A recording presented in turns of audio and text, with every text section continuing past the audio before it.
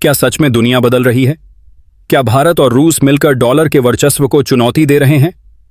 इस वीडियो में जानिए कैसे दोनों देश अब 90% से ज्यादा व्यापार रुपए और रूबल में कर रहे हैं और क्यों यह कदम वैश्विक अर्थव्यवस्था के लिए गेम चेंजर साबित हो सकता है। अगर आपको जियोपॉलिटिक्स, इंटरनेशनल ट्रेड, इकोनॉमी और भारत की राइजिंग पावर पर वीडियो पसंद हैं, तो वीडियो को लाइक करें, चैनल सब्सक्राइब करें और बेल आइकन दबाएं। रूस से सस्ते तेल आयात, रक्षा सौदे, बेरेकेस की रणनीति, डॉलर से दूरी, डिजिटल करेंसी और नई आर्थिक व्यवस्था। इस वीडियो में हर पहलू को विस्तार से समझाया गया है। क्या यह डी-डॉलराइजेशन की शुरुआत है? क्या भारतीय रुपया भविष्य में अंतर्राष्ट्रीय व्यापार की बड़ी ताकत बन सकता है? भारत और रूस के बीच व्यापारिक संबंध पिछले कुछ वर्षों में तेजी से बदले हैं और इसका सबसे बड़ा कारण है डॉलर पर निर्भरता कम करने की रणनीति।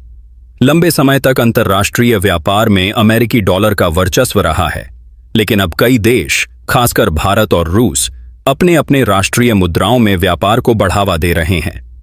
यह बदलाव केवल आर्थिक नहीं बल्कि भू-राजनीतिक दृष्टि से भी बेहद महत्वपूर्ण माना जा रहा है। रूस पर पश्चिमी देशों द्वारा लगाए गए प्रतिबंधों के बाद, खासकर 2022 में यूक्रेन युद्ध के बाद, रूस को अंतर्राष्ट्रीय भुगतान प्रणाली से काफी हद तक अलग कर दिया गया। स्विफ्ट जैसे सिस्टम से सीमित पहुंच होने के कारण रूस को नए विकल्प तलाशने पड़े। ऐसे में भारत एक महत्वपूर्ण व्यापारिक साझेदार के रूप में उभरा। भारत ने अपनी ऊर्जा जरूरतों को पूरा करने के लिए रूस से सस्ता कच्चा तेल खरीदना शुरू किया और इसके भुगतान के लिए डॉलर के बजाय रुपये रूबल तंत्र अपनाया गया। इस व्यवस्था के तहत भारत और रूस के बीच व्यापार में भारतीय रुपये और रूसी रूबल का उपयोग किया जा रहा है। इसका एक प्रमुख फायदा यह है कि दोनों देशों को डॉलर के उतार चढ़ाव और अमेरिकी नीतियों पर निर्भर नहीं रहना पड़ता। इससे लेन देन अधिक स्थिर और सुरक्षित हो जाता है। इसके अलावा यह विदेशी मुद्रा भंडार पर दबाव को भी कम करता है। भारत के लिए यह कदम इसलिए भी फायदेमंद है क्योंकि इससे उसे सस्ते दर पर ऊर्जा मिलती है।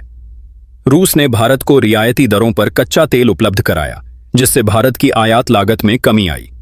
साथ ही रुपये में भुगतान होने से भारत का विदेशी मुद्रा भंडार सुरक्षित रहता है क्योंकि उसे डॉलर खर्च नहीं करना पड़ता। दूसरी ओर रूस के लिए यह व्यवस्था इसलिए लाभकारी है क्योंकि वह अपने निर्यात को बनाए रख सकता है, भले ही पश्चिमी देशों ने उस पर प्रतिबंध लगाए हों। भारत जैसे बड़े बाजार के साथ व्यापार जारी रखना रूस की अर्थव्यवस्था के लिए बेहद जरूरी है।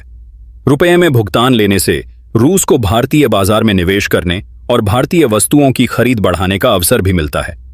हालांकि इस व्यवस्था में कुछ चुनौतियां भी हैं। सबसे बड़ी समस्या है व्यापार संतुलन। भारत रूस से ज्यादा आयात करता है और कम निर्यात करता है, जिससे रूस के पास बड़ी मात्रा में रुपये जमा हो जाते हैं। इन रुपयों का उपयोग कैसे किया जाए, यह एक बड़ा सवाल है। रूस इन रुपयों का इस्तेमाल भारत में निवेश या भारतीय वस्तुओं की खरीद के लिए कर सकता है, लेकिन इसके लिए व्यापार का संतुलन जरूरी है। इसके अलावा अंतर्राष्ट्रीय स्तर पर रुपये और रूबल की स्वीकार्यता अभी सीमित है। डॉलर अभी भी वैश्विक व्यापार का प्रमुख माध्यम बना हुआ है और अधिकांश देश उसी में लेन देन करना पसंद करते हैं। ऐसे में रुपये रूबल तंत्र को व्यापक स्तर पर अपनाने में समय लग सकता है। भारत ने इस दिशा में कई कदम उठाए हैं। भारतीय रिजर्व बैंक राष्ट्रीय व्यापार में रुपये के उपयोग को बढ़ावा देने के लिए विशेष व्यवस्थाएं लागू की हैं। वोस्त्रो खाते खोले गए हैं, जिनके माध्यम से विदेशी बैंक भारत में रुपये में लेन देन कर सकते हैं। इससे भारत की मुद्रा को अंतर्राष्ट्रीय स्तर पर पहचान मिलने की संभावना बढ़ती है। इस बदलाव का एक बड़ा असर वैश्विक आर्थिक व्यवस्था पर भी पड़ सकता है। यदि अधिक देश डॉलर के बजाय अपनी अपनी मुद्राओं में व्यापार करने लगते हैं, तो डॉलर का वर्चस्व धीरे धीरे कम हो सकता है।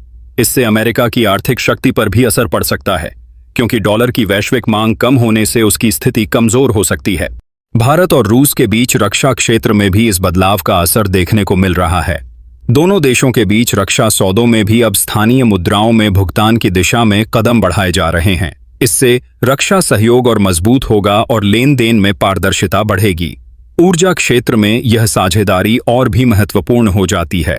भारत दुनिया के सबसे बड़े ऊर्जा उपभोक्ताओं में से एक है और रूस एक प्रमुख ऊर्जा उत्पादक देश है। दोनों देशों के बीच रुपये रूबल में व्यापार से ऊर्जा आपूर्ति अधिक सुरक्षित और स्थिर हो सकती है। इससे वैश्विक ऊर्जा बाजार में भी बदलाव देखने को मिल सकता है। इसके अलावा यह पहल ब्रिक्स जैसे संगठनों के लिए भी प्रेरणादायक है।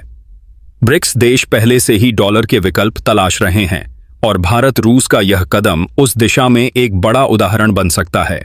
भविष्य में ब्रिक्स देश अपनी साझा मुद्रा या वैकल्पिक भुगतान प्रणाली विकसित कर सकते हैं, जिससे वैश्विक आर्थिक संतुलन बदल सकता है। भारत के लिए यह अवसर है कि वह अपनी मुद्रा को अंतर्राष्ट्रीय स्तर पर मजबूत बनाए। यदि अधिक देश रुपये में व्यापार करने लगते हैं तो भारत की आर्थिक स्थिति और मजबूत होगी।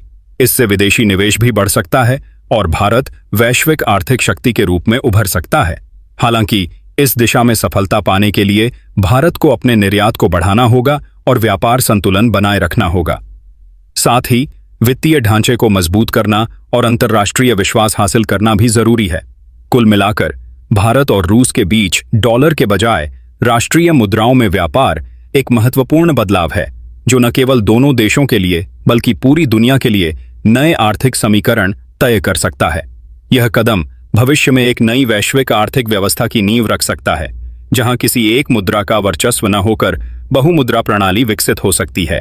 इस बदलते आर्थिक परिदृश्य में एक और महत्वपूर्ण पहलू यह है कि भारत और रूस के बीच व्यापारिक भुगतान केवल रुपये और रूबल तक सीमित नहीं रह सकता, बल्कि यह एक व्यापक वैकल्पिक वित्तीय प्रणाली की ओर संकेत करता है।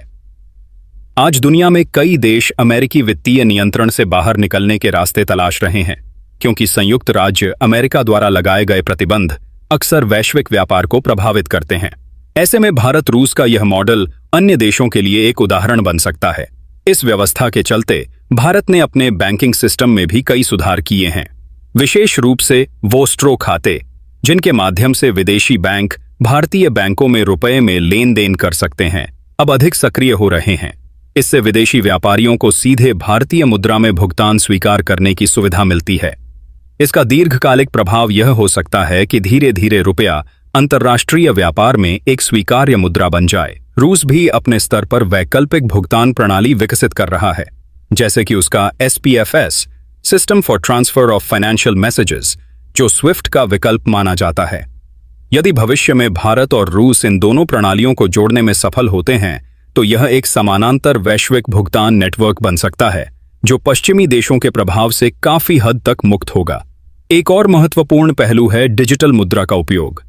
भारतीय रिजर्व बैंक पहले ही डिजिटल रुपया CBDC पर काम कर रहा है।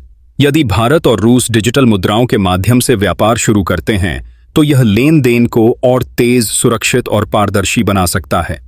डिजिटल भुगतान से मध्यस्थों की आवश्यकता कम होगी और लागत भी घटेगी।